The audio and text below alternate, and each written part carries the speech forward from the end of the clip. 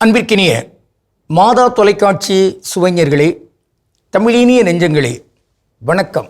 திரிகடுகத்தில் இணைந்திருக்கும் உங்கள் ஒவ்வொருவருக்கும் நன்றியின் வாழ்த்துகள். இன்று திரிகடுகத்தின் 6ஆம் செய்யுளில் நாம் நுழைகிறோம். பிறர் தன்னை பேணுங்கால் நாணலும் பேணார் திறன் வேறு கூறி பொறையும் அறவினையை காராண்மை போல ஒழுகலும் இம்மூன்றும் ஊராண்மை என்னும் செருக்கு. இன்று பிறர் தன்னை பேணுங்கால் நாணல் 3 செய்திகளை உள்ளடக்கி இவை மிகச்சிறந்த ஆளுமை செல்வங்கள். இன்றைக்கு ஆளுமை என்கிற அந்த சொல் அதிகமாக பயன்படுத்தப்படுகிறது. இவர் இதற்குரிய ஒரு ஆளுமை, ஒரு தோற்றம், ஒரு சிறப்பு, மேன்மை என்பதாக பார்க்கின்றோம். இங்கே ஆளுமை செல்வங்கள் இந்த திரிகடுகத்தின் மூலமாக முன்வைக்கப்படுகின்றன. அவற்றுள் முதன்மையானது என்னவென்றால் நாணம். நாணம் எது தொடர்பான நாணம்? மற்றவங்க நம்மை பற்றி மிக உயர்வாக நம்முடைய பண்புகளை ஏற்பிசைவு செய்து பாராட்டுகிறார்கள் என்றால், அந்த பாராட்டுகிற நேரத்தில் எனக்கு அந்த பாராட்டுக்கு உரிமை இருக்கிறது, தகுதி இருக்கிறது என்று அங்கு ஏதோ பெருமிதமாக இருத்தல் அல்ல. மாறாக அப்படி அவர் பாராட்டுகின்ற பொழுது நாணப்படுதல். நாணம் ஒரு உயரிய தன்மை. எனவேதான் நான் உடைமை என்பதற்கே 10 குறள்களை வைத்திருக்கிறார் வள்ளுவர். அதைத்தான் நாம் திரைப்பாடல் ஒன்றில் கூட பார்க்கிறோம். ஒரு பெண்ணை உருவகிக்கின்ற பொழுது அப்படியே அவர் சொல்லுகிறார், நவரசத்தில் அவள் நாணம் காலங்களில் அவள் வசந்தம் என்று பாடுகிற அந்த பாடலிலே எது நவரசத்தில் உயர்ந்ததாம்? நாணம், நான் உடைமை. அதனால்தான் வள்ளுவர் இவ்வாறு குறிப்பிடுகிறார். அதாவது அணி என்றோ நானுடைமை சான்றோர்க்கு அஃதின்றேல் பிணி என்றோ பீடு நடை என்பதாக பதிவு செய்வார். அதாவது ஒரு சான்றோர் என்றால் அந்த சான்றோருக்கு எது அணி, எது அழகு, எது மேன்மை? அது நான் உடைமை, நாணப்படுதல்.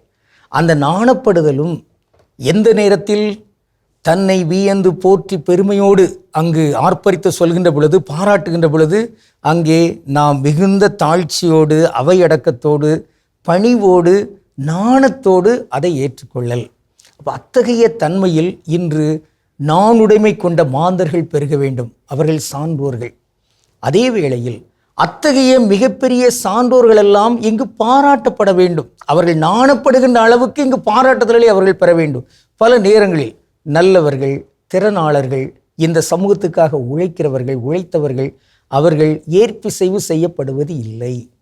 இதற்காக பல காரணங்கள். அது பொறாமையாக இருக்கலாம், அல்லது தனக்கு இயலவில்லை என்பதாக இருக்கலாம், அல்லது பொருட்படுத்தா ஒரு தன்மை. இன்றைய குற்றங்களில் மிகப்பெரிய ஒரு குற்றம் என்னவென்றால் பொருட்படுத்த வேண்டியவற்றை பொருட்படுத்தாமல் விட்டு விடுதல்.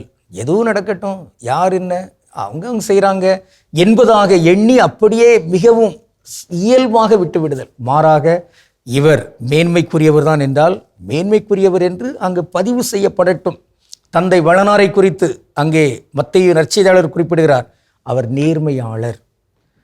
நத்தனியேலை குறித்து இயேசு அங்கு பதிவு செய்கிறார், இவர் உண்மையான இஸ்ரவேலர். நன்று. இத்தகைய அந்த பதிவுகள், பாராட்டுகள் நன்று. தூத்துக்குடி தென்மறை மண்டலத்துக்கு ஒரு முறை மறைக்கல்வி இயக்குனர், தமிழக இயக்குனர் அருள்பணியாளர் அனலின் வந்திருந்தார். அப்போது அவங்க உரையாற்றி கொண்ட நேரத்திலே ஒரு செய்தியை பதிவு செய்தார். அதாவது பாராட்டுவதும் பக்தியே என்று. மிகச்சிறப்பு. பிறர் என்னை பாராட்டணும் என்றே நானும் விரும்புகிறேன், நானும் பிறரை பாராட்டுவேன் என்று சொல்லி, அதுதான் அந்த பொன் விதி. பிறர் உங்களுக்கு என்ன செய்ய வேண்டும் என்று எண்ணுகிறீர்களோ அதையே நீங்கள் பிறருக்கு செய்யுங்கள். அத்தகைய தன்மைகளில் ஒன்று பாராட்டுதல், ஏற்பிசைவு செய்தல் என்பதாக பார்க்கிறோம். ஆஸ்கார் அமரோ சொல்வார், பக்தி என்பது கண்களை மூடி ஜெபிப்பது மட்டுமல்ல, மாறாக கண்களையே குருடாக்குகின்ற அளவுக்கு நடக்கும் கொடுமைகளை எதிர்த்து போராடுவதும் பக்தியே. இப்படி பக்தியின் பல வடிவங்கள். அவற்றுள் ஒன்று பாராட்டுதல்.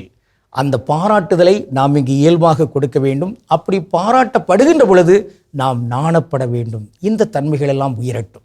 இன்று நாம் ஒரு சொல் புரிந்து கொள்வோம். அங்கீகரித்தல். அங்கீகரித்தல் என்பது சமஸ்கிருத சொல். ஆனால் தனித்தமிழ் சொல் ஏற்பிசைவு செய்தல். ஏற்பிசைவு செய்தல் என்கிற அந்த சொல்லை பழக்கத்திற்கு கொண்டு வருவோம். ஆக அன்பு நெஞ்சங்களை, இன்று திரிகடுகம் சொல்கின்ற அந்த சுக்கு போன்ற அந்த மருந்து பிறர் நம்மை பாராட்டுகின்ற நேரத்திலே நாம் நாணம் கொள்வோம். இத்தகைய உறுதிப்பாட்டை ஏற்றுக்கொள்வோம். கடவுளுக்கு திருவிழமானால் மீண்டும் நாளை திரிகடுகம் நிகழ்வில் இணைந்து மகிழ்வோம். நன்றி, வணக்கம்.